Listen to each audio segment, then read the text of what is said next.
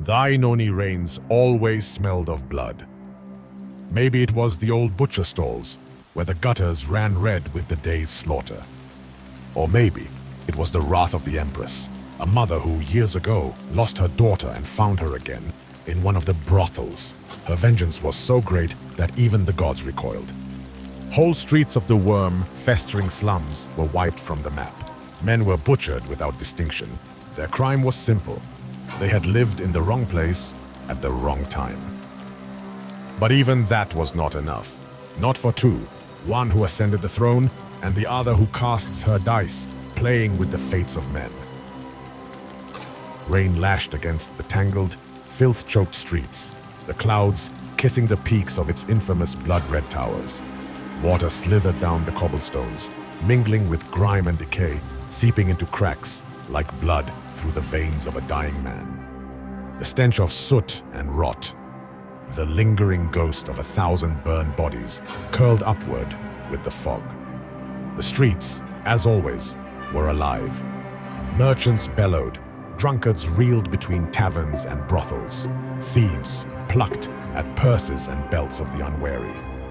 In this city of 100 temples, down one of its many alleys, I sat slumped against a cold stone wall, my hands pressed against my belly, fingers slick with blood, trying to shove my insides back where they belonged. Each breath came sharp, wet, a battle against the pull of the void.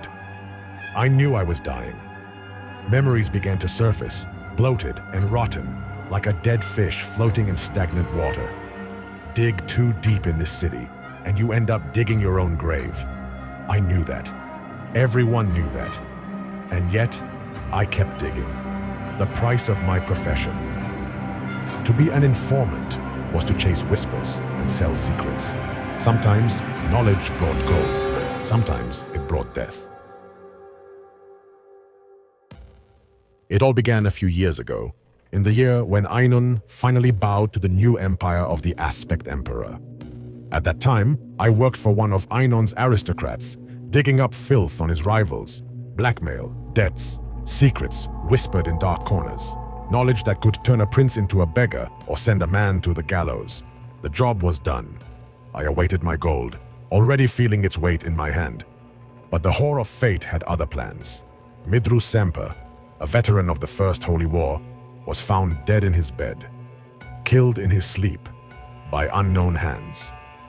The death of my employer was nothing unusual. Ainun thrived on such stories. Someone had made their move, and a piece vanished from the Benjuka board. But Benjuka was never a game of a single move, and soon, other pieces began to disappear. That same year, word began to spread of strange deaths and disappearances, all from neighboring Conria. The first was Christai Ingyaban, Palatine of the Conrian province of Ketante, found dead in the streets of Aoknissus, the empire's bustling trade capital. The city watch called it a robbery, but men of his station do not walk without guards. Then came Kriates Irise, once the majordomo of House Kriates, a man who had served through the First Holy War. He vanished without a trace, in the calm seas off the coast of southern Conria. No wreckage, no survivors, no witnesses, only silence. And then Memshresa Kasamki died. Not just a veteran of the First Holy War, he was Nascenti, one of the 9 primary disciples of Anasurimbor Kelhus, the so-called Thanes of the Warrior Prophet, chosen from among the greatest warriors, sages, and rulers of the 3 seas. They were his governors, the living instruments of his will, and now one of them was dead. I was no longer surprised when similar news began arriving from the north with the merchant caravans. That same year, in Chetidon, the following prominent figures perished. Beota Tuthorsa, one of the men of the Tusk, a Tidoni Thane who participated in the First Holy War. Quitharotma, another Nascentian veteran. 2 of the 9 disciples in 1 year.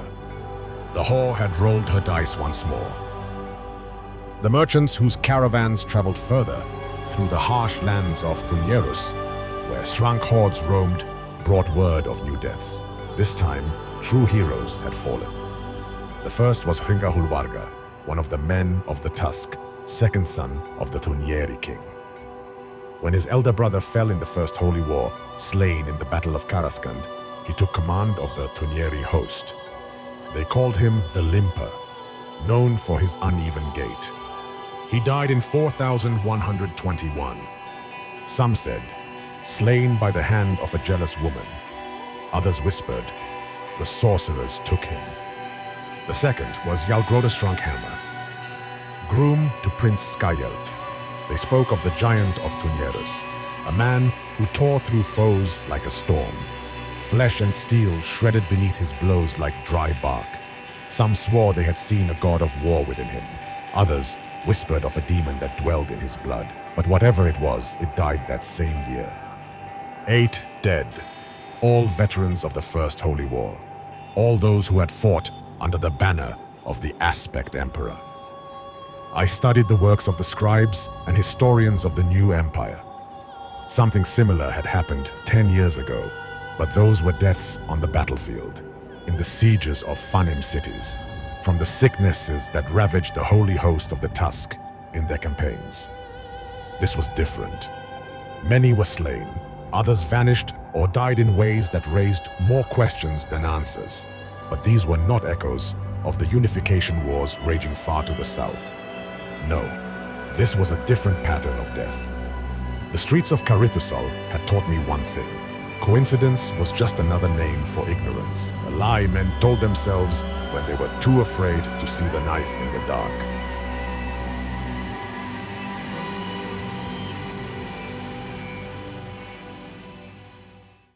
The problem with my situation, bleeding out in a piss-soaked alley, clutching my guts like a miser hoarding his last coins, was that I never knew when to stop. Maybe it was the unpaid contract, left hanging in the air after the sudden death of the Ainoni Baron. Or maybe it was the promise of something greater, knowledge that could be sold for a king's ransom. You should go no further, Onkis whispered to me then, my beloved goddess, the one who had saved me 100 times before. But I had already tasted the scent of a secret worth more than gold, and so I went further. The first suspicion fell on the Fanim. The dead were all veterans of the First Holy War, a war in which the Fanim had suffered a crushing defeat. Their cities had fallen. Their Padiraja had been slain, their sacred places defiled. The question was not whether the Fanim sought revenge. The question was whether they had the strength to take it. Once, they could have done this with ease. They said that before the Shraiad declared the holy march on the lands of the Fanim, there had been a murder here, in Karithusal itself, the Grand Master of the Scarlet Spires. Many whispered that the blind sorcerers of the Fanim, the Tsishaurim, were behind it. Some also claimed that the death of Hringa Hulwarga, the Tunyeri prince, bore the stain of sorcery, but the Tsishaurim had been annihilated at the Battle of Shime. Their entire school erased, nothing more than old stories and frightened murmurs. But the Fanim were not finished. Minstrels from Nansur still sang of the fallen Padiraja's son, how he had survived the slaughter and vanished into the desert, becoming a phantom that haunted the empire's borders. They called him the Bandit Padiraja, a raider lord whose name still struck fear into the men of the Tusk. But his raids were far away, near the former borders of Kian. Could the Fanim have reached so far north? I had found no trace of them in Kondria or Ainon, and yet. So was it the Fanim, after all? I had my doubts. If anyone in 4121 hated the Aspect Emperor's men more than the Fanim, it was the Orthodox. Shime had fallen, and the Three Seas had not found peace. A new war had begun, not for land, but for souls. The war that would later be called the Unification Wars. Those who refused to kneel before the new faith became enemies of the Empire. Resistance was fierce, but the purge merciless. The veterans of the First Holy War became the sword and fire of the Emperor. I had heard too many stories. They burned men alive. They blinded the men of Numainari, the gropers, they called them. And worst of all was the massacre at Sarneve in 4120. It had been one of the last strongholds of the Ainoni Orthodox. When the Zaudunyani came, the city fell. The slaughter was so terrible that the Orthodox spread a leaflet across the 3 seas titled The Toll, claiming 5,000 children had been put to the sword. Maybe those pamphlets were seeds of vengeance, a reckoning waiting to be reaped a year later. If the Fanim and the Orthodox had a motive, the Zaudunyani had means, the ministrate. That was the name of their vast network of informants, spies, inquisitors, an organization that officially sought to convert the lost, but in truth had become the religious police of the empire.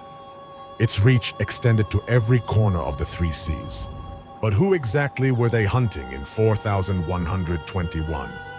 The answer might have been in the Compendium, a heretical book attributed to Drusa Sakamian, the greatest skeptic of the last century. A book that did not deny the existence of Kelhus, but denied his divinity. A book that could infect even those who had fought in his holy wars with doubt. A book the Zaudunyani would kill for. It had been 2 years since its first copies appeared. More than enough time for its words to spread across the 3 seas. And if one of the veterans of the First Holy War had found it, if one of them had read it, then they could not be allowed to live.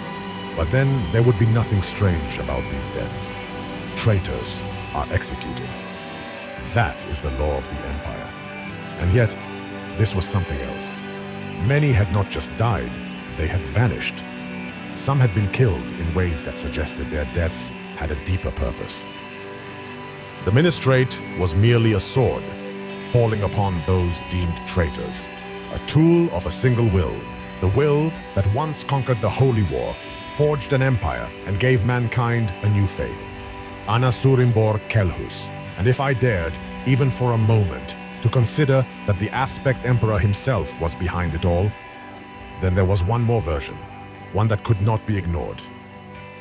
In 4121, High Ainon was no longer the same.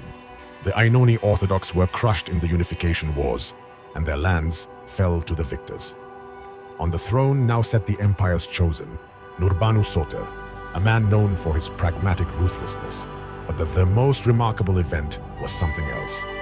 That same year, the Holy Aspect Emperor visited Kiz, the fortress where Heramari Iokus, the one called the Blind Necromancer, resided. A master of forbidden arts and grandmaster of the Scarlet Spires, Iokus was the greatest among those who knew the secrets of Daimos, the most abominable of all sorceries. For 4 months, Anasurimbor Kelhus studied under his guidance. And when he returned, 2 demon heads hung from his belt. Decapitants. No one knew why the Aspect Emperor turned to such sorcery. But the dead veterans might have known the answer. I knew a thing or two about the Daimos. I knew that its sorcerers called forth beings from the outside, binding them in the chains of their sorcery. But the price for commanding a demon in this world was eternal torment at its claws in the next. I knew there was another way, a path walked by madmen and those with nothing left to lose, the path of the dead. Daimotic sorcerers could step beyond the veil, tread the ways of the outside, but not all returned. And those who did never told the same story. No one could trust those who had walked the outside. The only thing they all agreed upon, damnation, was real. And in 4121, Anasurimbor Kelhus crossed that threshold himself. Even among the Zaudunyani, among those who revered him as a god, whispers began to spread. The sight of such horrifying trophies, tied to his belt, became a trial of their faith. Their lord and prophet gave no sermons on the matter. And when the emperor himself is silent, only faith remains, or fear. But I lacked knowledge. I asked questions of different people whose lives revolved around knowledge. Archivists, priests, recluses who had spent their lives studying what no one dared to speak of. Each knew only fragments, pieces, but the deeper I dug, the more tangled the picture became. One scholar claimed that to walk the paths of the dead, one needed the dead. As with the cants of calling, a sorcerer must know the one whose soul he calls. So geography did not matter much. Rituals could be performed at a distance. What mattered was that all the dead were known to the Aspect Emperor. Another led me to a different thought, that Anasurimbor Kelhus had struck a bargain with the entities of the outside. But on the outside, there is no gold, no land, no titles. There is only one currency: souls. If this was true, another question arose. Which souls were worth the most? It is believed that the worth of a soul depends on its shadow, on the sins it carries. And who carries more sins than the veterans of the First Holy War? Their souls were black as night. They were worth the highest price. The third was an old priest from the Temple of Jukan. He believed that the Aspect Emperor's journey through the outside had stirred the gods. And the gods do not forgive those who walk where no living man should. He told me of the Narindar, a secretive order of assassins who kill in the name of Ajokli. Their blades were the instruments of divine will. If the gods were truly angered, what could stop them from sending their wrath? And the last, the one who had seen the holy Aspect Emperor and his demonic trophies, noticed something strange. The heads looked too human, too close in size, and their hair was dark, like that of an Ainoni. But there had been 8 dead, and yet he carried only 2 heads on his belt. No more. And not a single witness spoke of bodies found without their heads at the sites of their deaths. The years passed and the deaths ceased. No more veterans falling one by one like pieces in a game of Benjuka. I had sifted through countless theories. Fanim, the Orthodox, the Ministrate, the Daimos. Some had motive. Others had means. I traced connections, sought patterns in the chaos, tried to make sense of it all, but I found no truth. No proof, only guesses, only shadows. That day, stepping out of a smokehouse in the Worm, I smelled rain in the air. The clouds were gathering. I wandered through the filth-stained alleys when I noticed a shadow. It was following me. I turned, quickened my pace, hoping to lose myself in the city's tangled veins, but others were waiting ahead. And now, here I am, lying in a pool of my own blood. My fingers tremble, pressing against my torn belly. Who were they? Thieves? Enemies? Rivals? The Ministrate? It doesn't matter anymore. I only hope Onkis will greet me in her embrace. But if I end up where those 8 dead men went, it won't be pleasant. But if so, at least I can finally ask them the truth.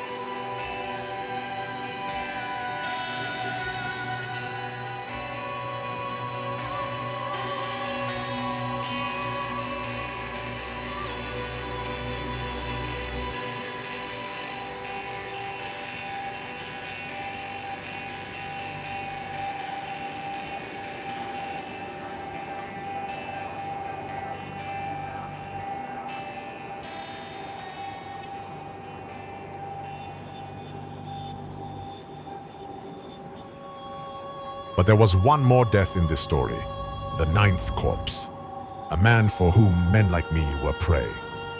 Kimish, the imperial interrogator of the last emperor of the Ikure dynasty. A sadist, an essential trait for men of his profession. He too met his end that same year. But unlike the others, he was no veteran of the First Holy War.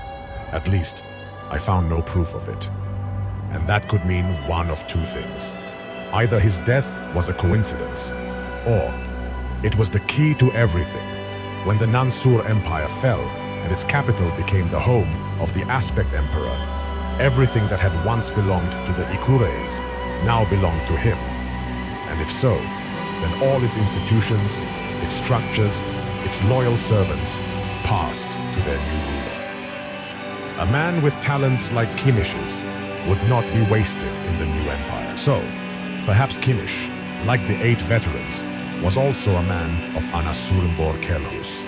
But I knew something about this man. During the time I was searching for any hints of the veterans' betrayal and the Ministrate's involvement in their deaths, I came across a copy of the compendium.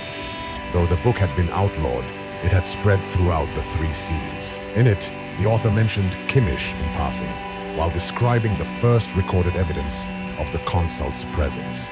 As an interrogator at the court of the Nansur Emperor, Kimish once had a prisoner, a traitor who did not respond to pain as a normal man would. That was when the world first learned of skin spies, those shape-shifting agents who could assume any form. The tales of the Mandate Adepts were no longer just myths. Then I considered, unlike the other suspects, the consult had both motive and means. All those who had been replaced by their spies had been figures of great importance, their status matching that of the dead veterans. But the point of such a replacement would be for the victims' bodies either to remain undiscovered or to be unrecognizable, and the veterans' bodies had been found. But the greatest mystery was not who he was, but where they found him. South of the Famiri frontier, far from his homeland. What was that old man doing there? His whole life, he had served another's will. Was he on a mission, carrying out someone's order, or was he running from something, from someone? What did he know? He knew how to extract truth, how to break souls, how to turn pain into words. Was he part of a greater scheme? Or had he learned something he was never meant to know? This story holds more questions than answers. But in the end, the executioner always becomes the victim.